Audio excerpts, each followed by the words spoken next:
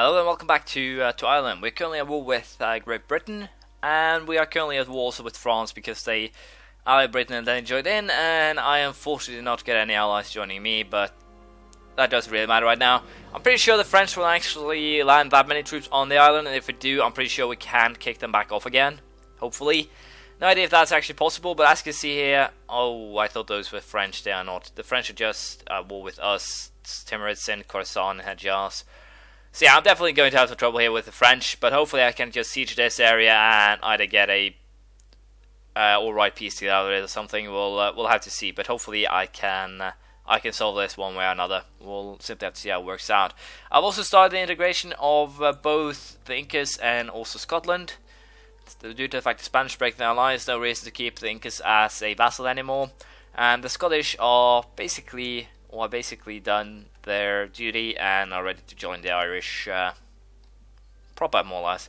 So yeah, I'll be trying to siege this area, and then we'll see if we can deal with the French or not. Hopefully we can pull it off somewhere, one way or another. Kind of a scary thing here, you can see that the French have actually landed 40,000 troops in Ireland, of all places. And I find that hilarious because of the fact that if they stay there, they'll definitely suffer a lot of attrition. I have almost, I believe. Yeah, I will be completing the defensive tree here as soon as I can, which isn't really that far away. And once I have, they'll be suffering a lot of attrition simply from being in my area, I guess I should call it. And after this war, I'm also going to probably upgrade my navies by quite a bit. That should help out quite a lot as well. So things are not really looking good for those Frenchies that are currently stuck there. They will definitely be dropped off in Great Britain proper, but I think I can still deal with them, so it shouldn't be a problem if you think about things that way. Sieges will still probably come along nicely. Abolish a tax, lose the point stability. I guess we'll abolish that tax. No real problems with that. And as you can see, sieges are definitely coming along nicely, but it will be kind of annoying to have to deal with those. With those Frenchmen, so we'll see how that turns out. There we go, land attrition minus 25%, and also my enemies get attrition plus 1, which should hurt them quite a bit while they're currently sieging. And I think I'll actually go ahead and make a peace deal as soon as Cornwall falls, but it's apparently kind of difficult because my guys can't seem to actually pull it off, so it will be interesting to see how it goes or how long it will take, more or less. Scotland has been integrated. Integration is a slow process. Should help out quite a lot nonetheless. And we'll also go ahead and I guess just despawn their navies because they probably won't be of too much use. But yeah, as you see, also sieges are coming along nicely, and I think I'll actually just end up forcing Great Britain in this war to hand over more or less just their deals with the French if I can. As you can see here, admin tech advanced to level 18, cathedral and stock exchange should help out a little bit. But yeah, what's definitely a problem here is the French, British, and to some extent the Naval Navy here. So hopefully I can get the. It seems that the Swedes will be having a hard time getting back on their feet after the loss against Russians. So I kind of have to try and rethink that alliance. Might actually have to change it up, but for now sieges are definitely the priority, and that's what I'll be focusing on, simply getting these sieges done, and then we'll be trying to deal with the Frenchmen as they come over to Great Britain. As you can see, we have sieged Great Britain more or less, but there is one small problem, and that is that I can't actually get anything out of this war, more or less. I can always do the same thing that forced me to give up their treaties with France. I'm a little bit unsure if I actually want to do that, or if I simply want to try and see if I can get, let's say, Cornwall. But as you can see here, they won't actually they will hand over Derby, but that's it. So I think it's better that we do this, and keep our alliance with Austria, and keep our alliance with Sweden strong, and probably try and get Lorraine, Friesland, even Burgundy back in business, Bohemia maybe, and then drag them into war with the French again, because as of now I can't really take that much. I can't get the French out of it, and they will be sieging my capital and all that, and that'll basically be bad for this further discussion here. So although it was a good, or it looked good when the war begun, it didn't end well. I guess that is the best way to to describe it. But at the very least now I will be able to lower my war exhaustion, and we will definitely be ready for the next war. I'll also do some upgrades, I guess I should call it, to my navy. I do also have Scotland now, which gives me a slightly higher force limit, but I can keep it at 71 here, as you can see, and still make quite a lot of money. So I don't actually have any problems here. Trade is making most of my money. Chesapeake Bay, Mexico and London. So yeah, I'm not having any monetary problems at all.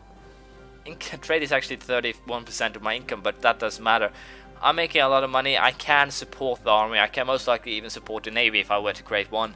So it's not really that much of a problem. I simply need to try and lower the cost a little bit by building shipyards and the like.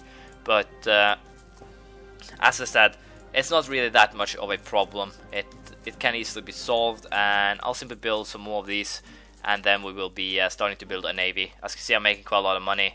But right now I don't need to keep my army maintenance at full. I should probably keep the fleet maintenance at full, simply due to the fact that I'm making a lot of money from trade, and I'm making more money the higher the fleet maintenance is, which I kind of have forgotten about in this game, but I can deal with it. We'll go ahead and use those guys in London, and I'll probably build that up to about 50 ships, which should be quite helpful. I'll also keep these 8 just around for the use they have, and I might even go ahead and build something in Ireland. I have no idea what level buildings in just a fort, so yeah, I might actually end up building something in Scotland here. I have no idea if I just called it Ireland, but it is Ireland now, but old Scotland I guess should call it. And hopefully then we can take, well, what was England and Cornwall, but we'll see how it works out. But for now we'll just wait for that next timer to run out, which will be in 7th of January 1651, and hopefully then we can wow, I forgot about those guys, but that doesn't really matter because my fleet should be able to crush it. It's 21 ships, for crying out loud. I'll also go ahead and destroy that Northumbrian Revolutionary Army. But yeah, as I was saying, we'll just wait until that next truce run out, and hopefully this time I'll remember to call in my allies. We'll see how that turns out. Portugal have once again decided that they want to do a conquest of the Incas. Austria and Sweden are both on my side here. Apparently we have already lost a battle, but even so I'm kind of surprised they're actually declaring war on me time and time again. So I guess I'll have to use or move this army down to the Incan lands. Might actually create an army just for that purpose. But I'm pretty sure we will be able to just peace out after a while here. So I don't think I'll put that much thought and energy into this war. But yeah, we'll have to consider it. I will not be getting military access from Spain, so it will be kind of difficult to get my armies down there, but we'll have to see what happens. Bad news here, the Spaniards have joined in, and as you can see, the Portuguese are currently in the process of sieging a lot of my lands, which I do not like. I can't actually say that, as I said, can't actually say that I like that. I might actually have to aim at lower or despawning one of these armies, and I'll also be trying to march this one downstairs. Down through them. I didn't actually think that I would have to do that, but hopefully they'll be there in time. As I said, as you can see, the Inca, or most of the Inca lands will most likely be sieged, and I'll most likely have to create another 10,000 men in this area simply to try and fight back the Portuguese. But it will be interesting to see. It shows superiority, that's the war, or excuse for war here. But the problem is that the Incas, when they fight battles, they definitely will be losing a lot of them. And that is of course not good for my chances of winning this war. So for the time being I'll just be creating troops and preparing for battle, and hopefully these men up here will be down here soon enough. But I'll have to keep our maintenance and fleet maintenance down for a little while just to save up the money needed. Spain and Portugal combined is definitely, as you can see, a very scary enemy to deal with, so it'll be interesting to see how it turns out. There is a problem here, and that is basically the fact that this war shows superiority, but my annoying allies, and I cite annoying allies, Portugal, Girona, Barcelona, Cadiz, Roussillon, Vizcaya, Barcelona again, Burgos, Aragon, Puno. I don't get why the hell they are attacking them in their own territory. Seriously, it makes no sense. I'd have a positive war score without them. So yeah, once again, it shows that the allies' basically ability to judge a battle sucks. They won one battle in Aragon. They won one and lost 1, 2, 3, 4, 5, 6, 7, 8, 9, 10. They won one, lost 10. Basically, 36 or all the negative war score is due to them. No joke, all of it. I would have positive without them. and I'd actually be able to pull something out of this if it hadn't been for them. But I'll basically have to give concessions here, and I have no idea what kind of concession I actually can give. As you can see here, I can release Scotland, but why would I want to? I can give up my vassalization of Northumberland. Wouldn't like to. They don't actually want anything except my money, I think. The only thing that I can do here that I actually want is to give up Scotland. I do have course on the entire thing, so I'll probably just get it straight back, but even so, it's kind of annoying. I honestly don't know what to do here, because, as you can see, the show superiority thingy is kind of pisses me off, because war score is blown all out of proportions. And also the fact that your allies are so stupid as they run around with their stacks over here. It shows superiority, they are the attacker, they have to attack us, not the other way around. So why the hell are your armies running around, taking attrition, taking damage in Spanish and Portuguese lands? And as you see, I have fought them back. It simply took a while to set up my armies, but I did fight them back here. Which also kind of pisses me off, because once again, I can't fight because of these guys doing stupid things. So yeah, I might actually just have to release Scotland here. I think that's the only thing I can do. Or can I get Spain out of this some way or another? They don't like my deal with Austria. Fair enough.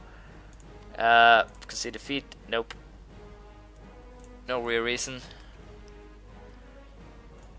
I might actually just, as I said, have to go for release Scotland here and then take them back. I have no idea if I can actually peacefully vassalize them. I probably can. Let's take a look here. 4, 11, 15, 18, 22, 23. I might actually be able to peacefully vassalize them. So yeah, I guess we'll go for that. There's no reason of dragging this out. I'm all out of manpower, and I need it for the fight against Great Britain if I am to fight them in the next war here. Hopefully. So I guess I'll simply offer to release Scotland and leave it at that, because, well, the allies, that's no joke. It was the allies that forced or made me lose that war, because without them, I'd been able to win that without too much fuss. That is not a joke, that is the reality of the situation. Now I can vassalize Scotland, so it doesn't matter, blah blah blah, you shouldn't be that mad. But yeah, I'm mad, because sometimes your vassals don't do jack, and other times when they actually decide to do something, they screw up. I basically have 2 examples of this throughout the war. We could have won one war against France if the Spanish didn't have 30,000 armies or 30,000 men standing here doing nothing when the French armies were basically beaten and we were basically equal. We would have trashed them if they did that. They also had 30,000 men standing down here not doing anything. This is basically bad judgment by the AI, to be honest. Sure, they might actually have an interest in France living, but I can't honestly see that interest now. They don't have any alliances. The only thing they have in common is that I am a rival to both of them. That is the only thing they have in common. And also Great Britain is a rival to France, or Great Britain is a rival to Spain again. And thus, not really helpful for anything. And I still can't see how this actually works out. This triangle, I guess I should call it here. Because right now, it doesn't make sense. It honestly, I can't make any sense out of it. And, well, that's just how things are, I guess. But for now, I'll have to try and regain my power here, my army maintenance to some degree too. I lost some trade money apparently, and I apparently need to make my armies or cut them down to size. I guess we'll do this simply to try and make things a little bit better or easier on the money, because I've upgraded my navy as well. So we'll see how this turns out, but for now I'll just prepare for the war against Great Britain, I guess. Admin Tech 19 has been reached, a glorious monument, and we'll also soon reach another level of diplomacy and military tech, which should help quite a lot. I need to boost my navies a little bit, mostly just through the use of well, morale. I have no idea what the Grand Shipment or Grand Shipyard actually does, so no, nothing that I actually wanted to or would help here. But what I'll probably do is build some naval arsenals and naval bases. As you can see, it boosts the naval force limits by quite a bit.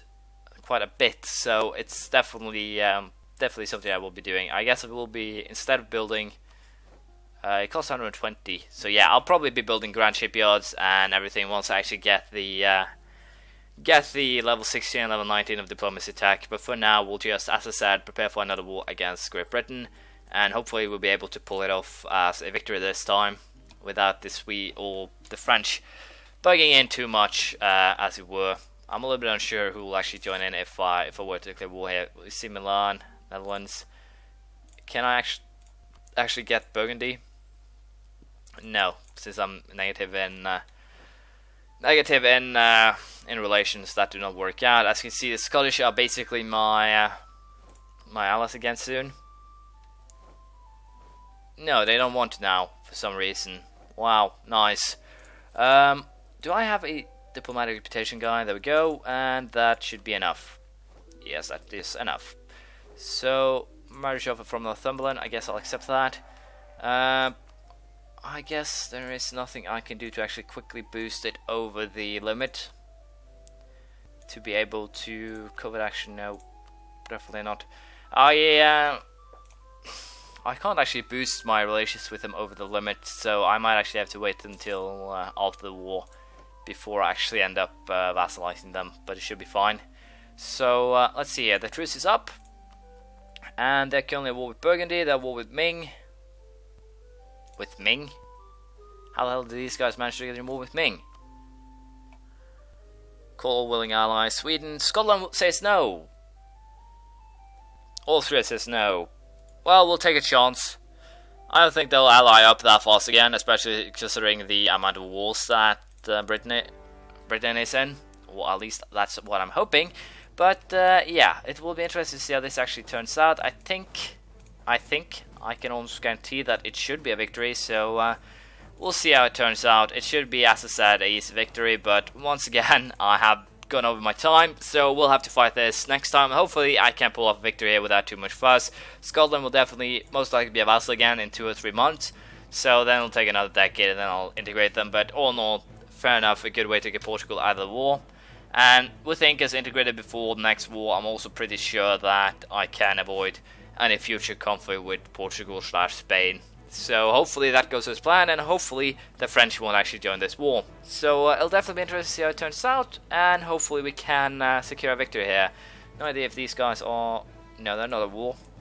And we'll do a quick little check first to see how well they like Great Britain. They still like him, and I'll probably end up in an alliance with them. So yeah, we'll have to see how it turns out, but hopefully we'll manage to avoid them. Thank you for watching. Please leave a comment, praise, criticism, anything you feel like, and hopefully I'll see you around next time. Bye!